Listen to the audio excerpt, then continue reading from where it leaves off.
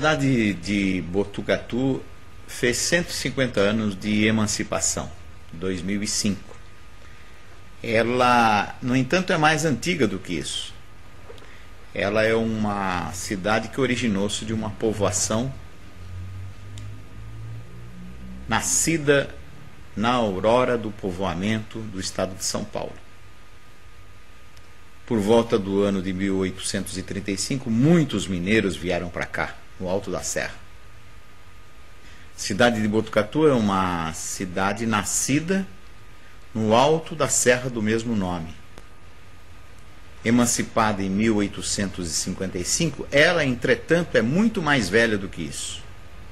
Ainda não se tem claro por que é que um grupo tão grande de pessoas das Minas Gerais veio exatamente para cá. A cidade está localizada numa altitude que gira em torno de 700 a 920 metros, talvez um pouquinho mais. E nessa altitude, com um regime de chuvas muito grande, grandes, imensas árvores acabaram por povoar toda esta região. E entre dois rios de águas muito frias,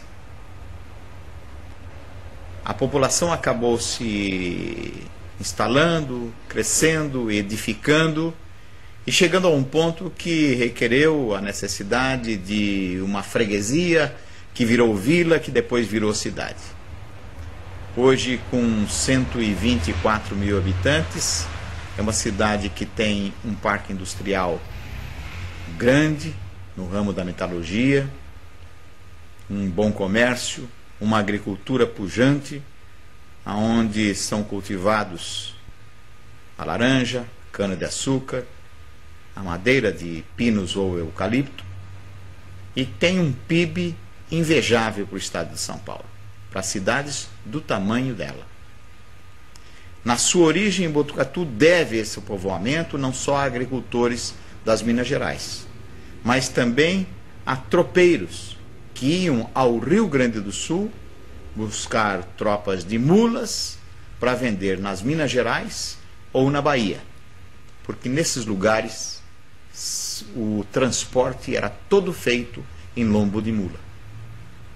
Esses animais para carga eram animais caros, eles eram produzidos em Viamão e vinham para o estado de São Paulo legalmente até a feira de Sorocaba. Mas a feira de Sorocaba cobrava, na comercialização deles, um preço muito alto em impostos. Então, os comerciantes, os tropeiros que compravam no Rio Grande do Sul e vendiam nas Minas Gerais ou na Bahia, acharam que poderiam desviar dos impostos de Sorocaba. E encontraram outro caminho para atravessar o rio Paranapanema. Esse caminho conduzia as tropas até o alto da serra. E então, depois de subir da serra, em jornadas muito extenuantes, eles paravam, arranchavam durante um dia, dois, uma semana, 10 dias, um mês, para descansar. Aí eles iam ao gado. E daqui seguiam até o mercado final, aonde eles poderiam vender essas mulas. Foi desses arranchamentos que surgiram os primeiros homens que resolveram, por alguma razão, ficar em Botucatu. Talvez até pensando em vender os seus produtos, como sal, como víveres, prestar outro tipo de serviços aos tropeiros, mas foram eles. Juntos com os agricultores vindos das Minas Gerais, eles formaram o primeiro núcleo de homens, mais ou menos por volta de 300, 350 homens, que julgaram necessário pedir à província de São Paulo que criasse aqui uma freguesia. A freguesia é uma condição de um povoado que dava direito a ter aqui um pároco que regia a vida política e institucional também, além da religiosa, e um delegado de polícia através de uma subdelegacia de polícia. Já era muito para um povoado que estava distante da sede, que era Itapetininga, 20 léguas. Muita coisa. Muita coisa para resolver, tendo que ir a Itapetininga, cruzando veredas através de caminhos muito estreitos, por onde mal passavam as mulas, demorando muito para ir e muito para voltar, às vezes até em busca de socorro médico. Enfim, tudo empurrava para que os habitantes do Alto da Serra pedissem uma autonomia para a Câmara Municipal de Itapetininga. Essa história que eu estou contando é a história do início do povoamento do Alto da Serra de Botucatu. Muitos autores contaram essa história ao longo do tempo. Em Botucatu temos grandes autores.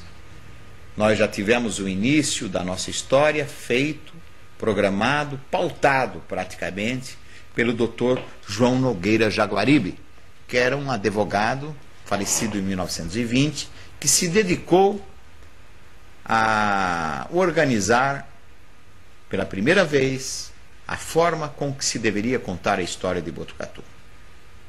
Criou os temas, desenvolveu uma linha factual através da qual ele contou toda a trajetória da formação da nossa cidade.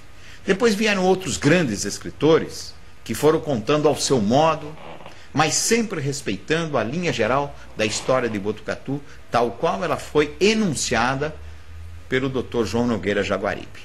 João Tomás de Almeida, Sebastião de Almeida Pinto, Hernani Donato e, ultimamente, os dois grandes escritores da nossa cidade, que é o Paulo Pinheiro Machado Ciácia, que é descendente do capitão José Gomes Pinheiro, e o Trajano Carlos de Figueiredo Pupo, que escreveu um grande compêndio, muito substancioso, chamado Botucatu Antigamente. Tudo isso que eu estou dizendo fará parte de um livro que eu estou elaborando, já ultimando, para ser dedicado especialmente às pessoas, quer da escola secundária, quer da população em geral, que procurem uma história contada de uma maneira sintetizada, portanto resumida e rápida, porém completa. É uma história que eu vou chamar Boca do Sertão, que seria uma espécie de apelido de Botucatu, ganho por ele em função de, durante muito tempo, ter sido aqui o fim de linha, a partir do qual começava o sertão brasileiro, não só do estado de São Paulo, o sertão brasileiro. Depois, com a criação de dezenas e centenas de comunidades no oeste paulista, no sul do Mato Grosso, no norte do Paraná, no sul de Goiás, a cidade foi perdendo o papel de posto avançado da civilização, de posto avançado do progresso, onde todos vinham, de certa maneira, procurar os serviços que estavam aqui disponíveis. Essa história vai ser uma história que poderá ser encontrada num único compêndio, com 140 páginas, com a história completa e resumida da cidade de Botucatu.